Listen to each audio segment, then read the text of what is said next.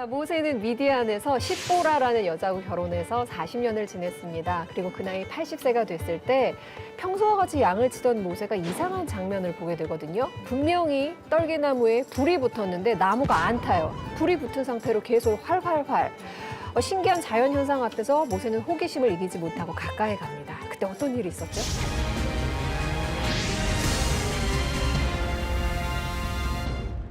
하나님의 음성이 들리기 시작했어요. 내가 선 곳은 거룩한 땅이니 내 발에서 신을 벗으라. 그런데 저는 여기에서 우리가 한번 고민해 볼 게 하나님께서 왜 내 발에서 내 신을 벗으라 그러니까 하셨는지가 질문해 봐야 될 것 같아요. 네. 너무 사실은 궁금했어요. 왜 벗으라고 하시는 것 같아요? 아니 벗으려면 신만 벗어야 되는 게 아니라 여기가 거룩하니 네 옷도리도 아랫도리도 네. 모든 걸 벗고 왜냐면 온전히 다 벗어야 내가 네. 걸거치는 거 없이 하나님께 순전히 나갈 수 있다고 저는 생각을 하거든요. 네. 신발만 벗으라 그랬단 말이에요. 대부분 네. 우리가 목사님들도 메시지 가운데 이거 굉장히 중요하게 생각하는 것 것입니다. 하나님 앞에 섰을 때 네. 우리의 것을 벗어버리고 온전히 하나님 앞에 내어놓는 것. 그래서 이제 이게 해석될 때 네. 어떤 분은 명예도 벗고 내가 가지고 있는 재물도 벗고 뭐 고집도 벗고 하나님 앞에 서야 된다 이렇게 말씀을 많이 하세요. 그런 해석들이 충분히 받아들여질만 합니다만 성경에 직접적으로 있는 이유는 딱 하나밖에 없어요. 뭐예요? 내가 선 곳은 거룩한 땅이니 거룩한 땅이니까 신을 벗으라는 얘기예요. 근데 여기에 의문이 하나 있어요. 풀이 자라고 네. 먹이가 없으면 이동하죠. 네. 집에 들어갔다 나오는 것이 아니라 계속 이동하는 거예요. 예. 그럼 모세의 신발이 어떤 신발이었겠어요? 나이키 에어가 아니었겠죠. 여기저기 막 너덜너덜. 그렇죠. 너덜너덜하고 그냥. 샌들 신으면서 땀하고 네, 먼지 네. 범벅됐어요. 네. 그런데 어느 경우에 신발을 안 벗는 게 더 깨끗할 때가 있어요. 그렇죠. 근데 우리가 고민해봐야 될 게 하나님의 거룩한 땅인데 모세가 신을 벗으면 하나님의 거룩한 땅에 설 만큼 거룩한 발이 되는가? 여기에 대한 반드시 질문해야 됩니다. 그러니까요. 그러니까 당연히 우리가 그것만 벗으면 하나님의 거룩한 땅에 서도 되겠지 라고 생각하는데 전혀 그런 상황이 아닌 거예요. 네. 그런데 성경이 분명히 나타나는 건 딱 하나 있어요. 하나님의 거룩한 땅에 모세의 더러운 발이 서도록 하나님께서 허락해 주셨다는 거예요. 그러니까 모세가 자격이 돼서 하나님의 거룩한 땅에 섰던 것이 아니라 하나님께서 모세의 더러운 발을 거룩한 땅에 서도록 허락하셨다는 것이죠.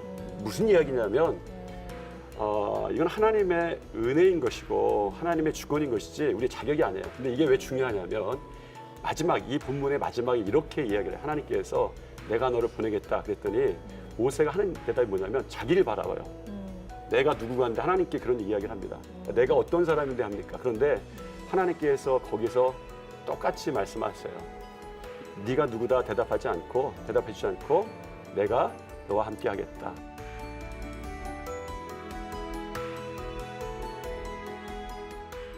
모세를 인도해 주셨고 하나님이 부르셔서 이제 다시 가서 그들을 구하라 하셨는데 그래놓고 하나님이 모세를 죽이려고 그러세요. 어떻게 알았는지 십보라는 또 칼을 갖다가 그렇게 해서 바로 알아서. 바로 알아가지고 그 아들한테 할례를 행한다?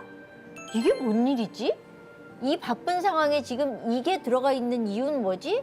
맞습니다. 그래서 학자들도 되게 골치 아파해요. 이게 어떻게 된 거야? 뺐으면 좋겠다라고 네, 네. 많이 생각을 합니다. 도대체. 네. 그다음에 여기 있는 많은 것들이 이해가 안 가고 아까 모세를 죽이려고 한다 그랬는데 네. 사실 그게 인칭 대명사거든요.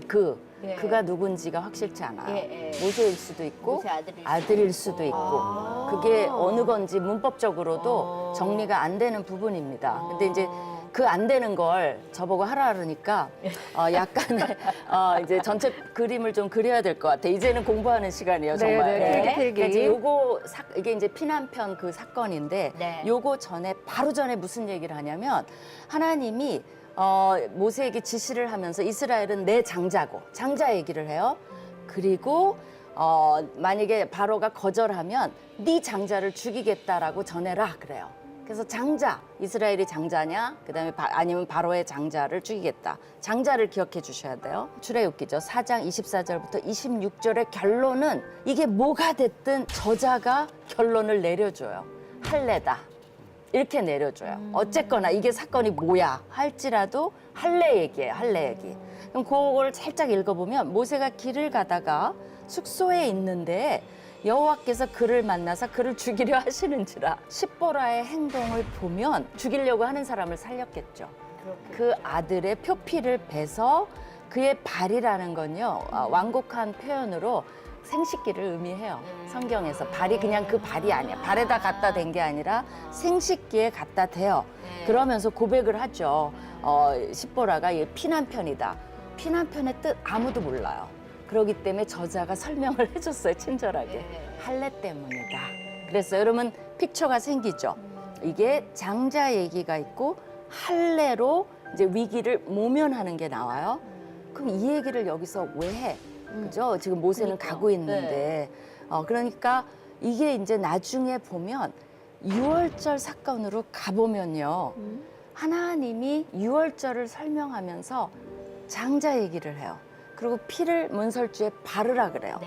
근데 그 표피를 거기다 갖다 댔다라는 단어랑 문설주에 바른다는 단어가 동일해요. 그러면 장자 얘기하고 피 갖다 댔다 얘기하고 그 다음에 무슨 설명이 나오냐면요. 할례 얘기가 나와요. 누가 유월절에 참여할 수 있냐? 할례 받은 사람. 할례를 받지 않으면 자격이 없어요. 그렇다면 이 사건은 앞으로 일어날 사건의 예고편 정도로 볼 수가 있어요.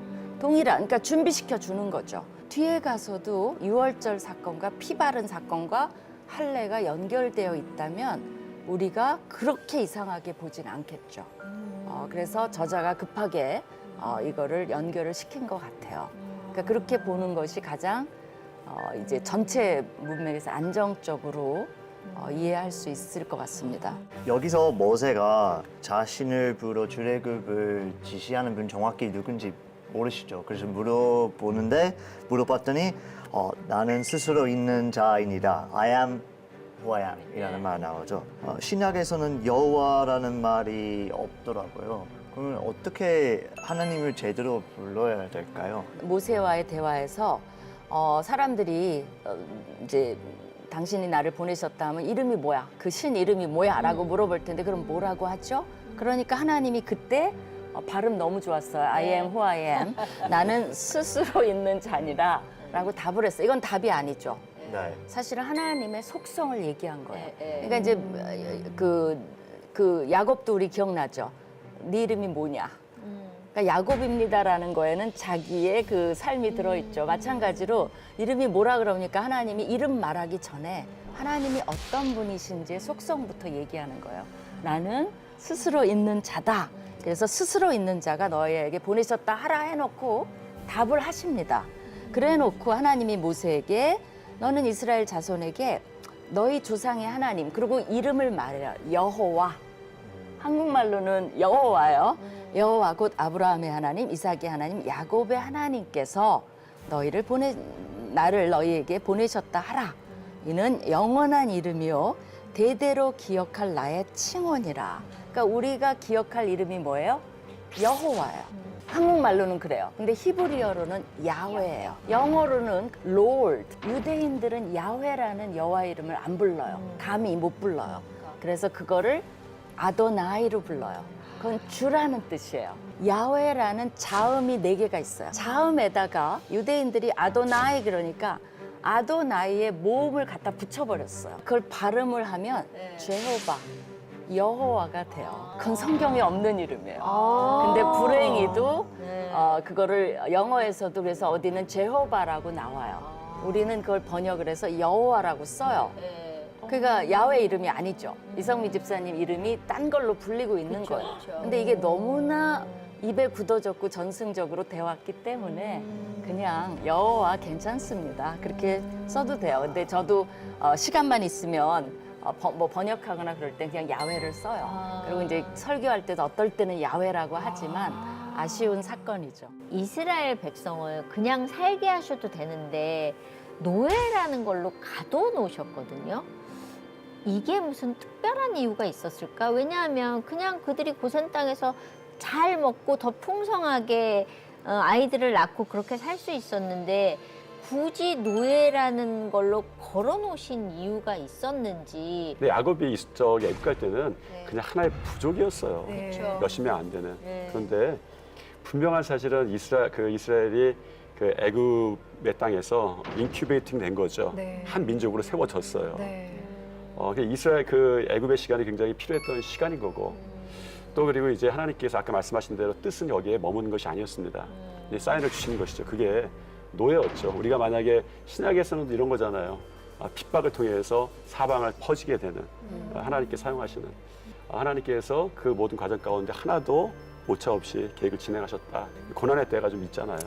근데 이게 고난의 때 왜 하나님께서 이런 고난을 주십니까가 아니라 하나님의 계획을 우리가 알아가는 과정인 거 안다면 하나님의 섭리 가운데 이게 정말 자라고 성장하는 시간이 될 수 있겠다. 이런 이야기도 하거든요.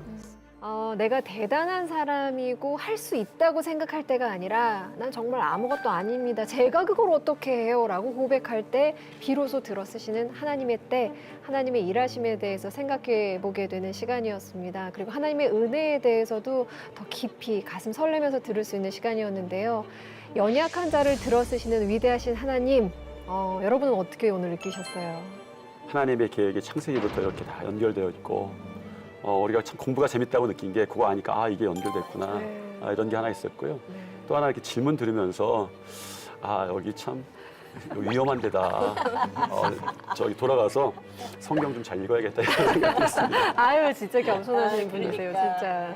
혜리는 혹시 어땠어요, 오늘? 저는 아까 정자님 설명해 주신 그 나는 스스로 있는 자인이라에 대해 좀 많이 생각하게 됐어요. 왜 그냥 단순히 이름을 말씀하시지 않았는지 아니면 나는 하나님이다라고 말씀하지 않으셨는지 이제 좀 이해하게 돼서 너무 시원한 느낌이에요. 모세 이야기는 이제부터 시작입니다. 영화보다 더 재밌고 흥미진진한 출애굽하는 이야기들 다음 시간에도 준비가 돼 있거든요. 기대 많이 해주시고요. 저희는 여기서 인사드릴게요. 고맙습니다. 감사합니다.